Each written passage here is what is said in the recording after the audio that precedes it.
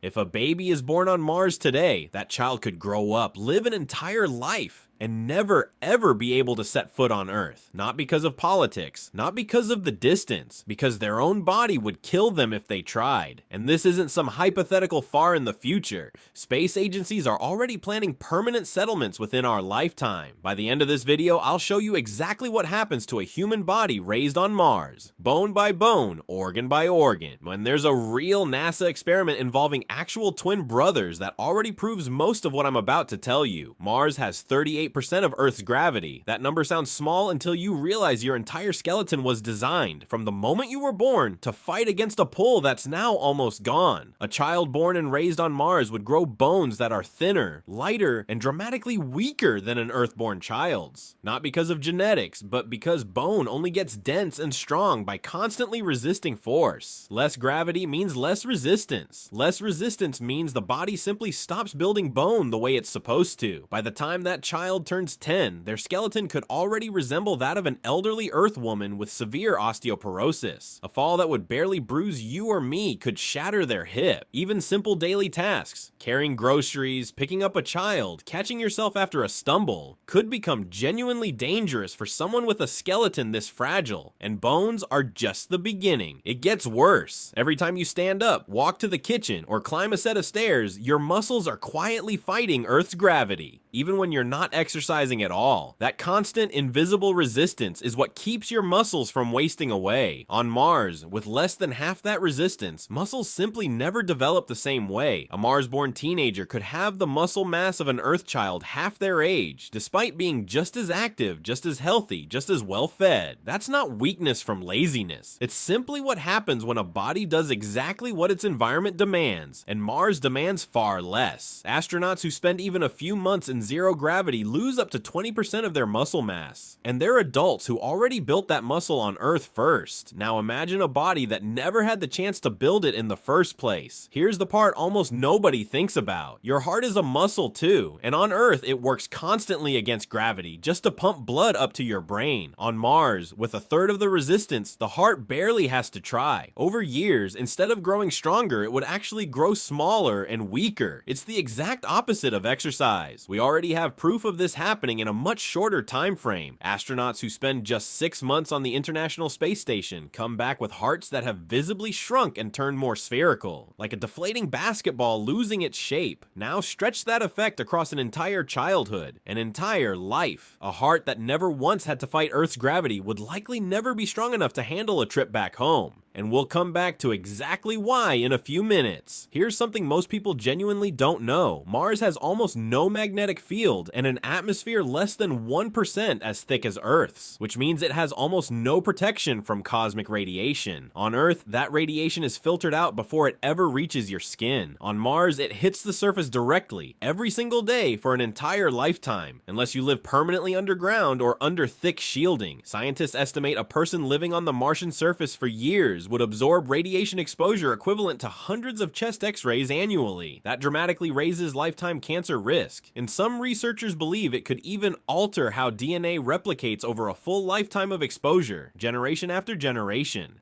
Here's something that scares even NASA's own engineers more than gravity or radiation combined. The dirt itself. Martian soil is loaded with a chemical called perchlorate, the same toxic compound used in rocket fuel and fireworks. On Mars, it isn't contained anywhere. It's everywhere. In the dust, in the air, coating every rock and every footprint. Martian dust is also incredibly fine and electrostatically charged, which means it clings to fabric, seeps through airlock seals, and gets tracked into living spaces no matter how careful anyone is. Perchlorate exposure interferes directly with your thyroid, the gland that controls metabolism and, critically, brain development in children. For an adult, sustained exposure is already a serious long-term health risk. For a child breathing that dust in from the day they're born, some doctors worry it could quietly derail how their entire brain develops long before anyone even notices a symptom. And air filtration on a Mars colony would never be perfect, not for a week, not for 18 years. Even astronauts on short missions develop something called SANS, spaceflight-associated neuroocular syndrome. In low gravity, fluid that's normally pulled down toward your legs instead drifts upward toward your head, building pressure behind the eyes and swelling the optic nerve. Some astronauts return from 6-month missions with permanently altered eyesight, vision that never fully goes back to normal, even years later. Now imagine that same fluid shift happening not for 6 months, but for an entire childhood, an entire life. Doctors genuinely don't know where the ceiling is on that damage because no human being has ever lived that experiment out to the end. There's one more problem, and it's smaller than a molecule, but just as dangerous. Time itself. A day on Mars isn't 24 hours. It's 24 hours and 37 minutes, just barely off from what every cell in the human body expects. That extra 37 minutes doesn't sound like much, but your circadian rhythm, the internal clock controlling your sleep, your hormones, even your mood, is built around Earth's exact 24-hour cycle. NASA's own rover teams, who sync their work schedules to Martian time for months at a stretch, report symptoms that look almost identical to permanent jet lag. Chronic fatigue, mood swings, trouble concentrating, disrupted sleep that never quite resolves. Now imagine that mismatch isn't temporary. Imagine it's the only clock a person has ever known every single day for their entire life. And it's not just your internal clock that breaks. It's your connection to everyone you've never met in person. Communication between Mars and Earth isn't instant. Depending on where the two planets are in their orbits, a single radio signal can take anywhere from 3 to 22 minutes to travel one way. That means no live phone calls, no real-time video chats. Every message sent to anyone on Earth arrives minutes late, and the reply takes just as long to come back.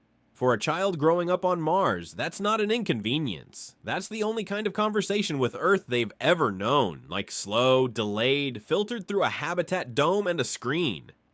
Psychologists studying long-duration isolation missions, like submarine crews and Antarctic researchers, already see spikes in anxiety and depression from far less extreme isolation than this. Nobody knows what that does to a person who's never lived any other way. This isn't just theory. NASA already ran the closest real experiment we have to this question, using identical twins. Astronaut Scott Kelly spent nearly a year aboard the International Space Station, while his identical twin brother, Mark, stayed on Earth. Same DNA, same starting body. One variable, gravity. When Scott came back, his body had changed in ways scientists didn't fully expect. Changes in bone density, in gene expression, even in the length of the protective caps on his DNA called telomeres. Some of those changes reversed within months back on Earth. Others didn't fully return to normal even after years. And that was just one adult for 1 year in zero gravity. Not a full childhood in a different gravity on a different planet permanently. Here's the question nobody likes to answer. If a body develops for 18 years under Mars gravity, and that person finally boards a rocket back to Earth, what actually happens when they land? Their heart, built for a third of the resistance it's suddenly facing, would have to work almost 3 times harder just to keep blood flowing to the brain. Simply standing up too fast could cause a blackout. Their brittle Mars-adapted bones could fracture under their own weight the moment they step onto Earth's surface. And it's not just physical. Reintegrating into a heavier, faster, more crowded world after growing up in the total isolation of a Mars colony would be its own kind of shock. A body and a mind both trying to adjust to a planet that no longer quite feels like home. Some scientists believe a person born and raised on Mars might not physically survive re-entry into full Earth gravity at all. Not without months of intense rehabilitation, and possibly not even then, which leads to something strange. The first generation of humans actually born on Mars wouldn't just be settlers or colonists or explorers. Biologically, they'd become something new. Humans capable of surviving on Mars, but no longer capable of surviving on the very planet their entire species came from. It also raises an odd historical parallel. Throughout human history, isolated populations on islands and in extreme climates have slowly adapted to their environment over thousands of years. The difference is, based on what we're already seeing in astronauts after less than a year, Mars wouldn't take thousands of years to start that process. It could start within a single generation, not immigrants. A new, separate branch of humanity, the cut off from Earth not by distance, but by their own bodies. So if humanity ever does build a real city on Mars, are we saving our species or quietly splitting it into 2 different ones? That's exactly what the next video is about. Subscribe because you don't want to miss it.